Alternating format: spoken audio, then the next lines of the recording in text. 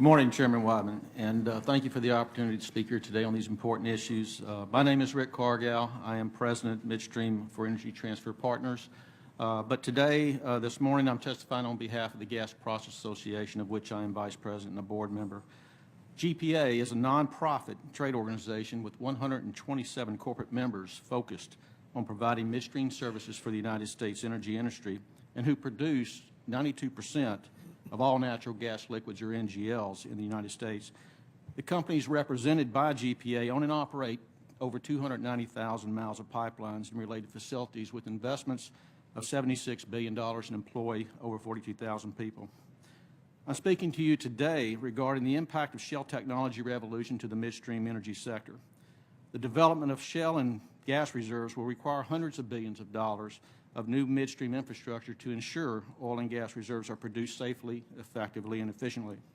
Shale development has already created over 2.5 million direct and indirect jobs and has significantly increased the velocity of money. Landowners are benefiting from mineral royalties and well and water land rights. State, local, federal production and property taxes are being generated. New corollary infrastructure is also being developed, such as housing, hotels, roads, and restaurants. Demand has increased for equipment, steel, production, and processing facilities.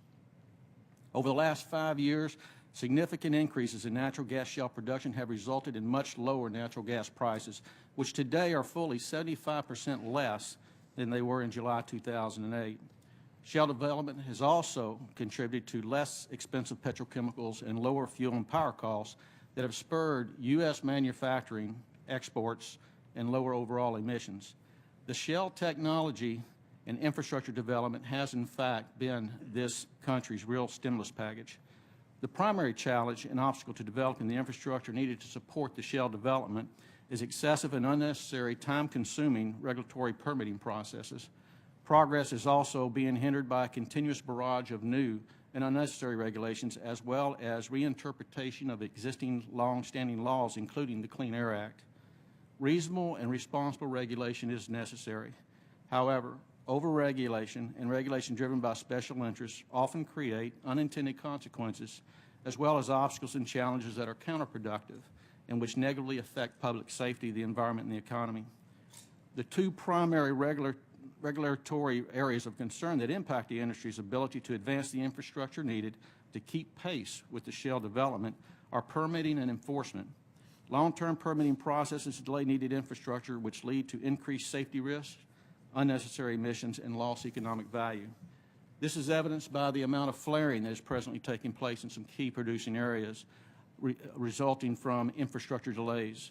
Permits that used to take 30 to 60, 90 days are now taking up to 18 months. Projects that were formerly executed within 12 months are now taking up to 3 years. Additionally, enforcement should focus on forward-looking solutions and not simply on penalty and punishment.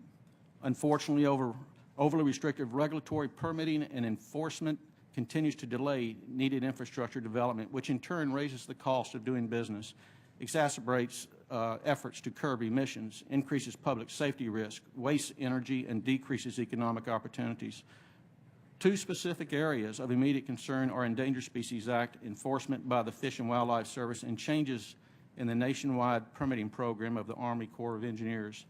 The GPA is here today to suggest that expediting infrastructure capabilities is in the best interest of the American public. Appropriate permitting practices and effective enforcement will promote new investment, which will allow this country to reduce emissions, increase the demand for equipment and labor, promote energy security, increase U.S. exports, and improve the U.S. trade deficit. Thank you, Chairman.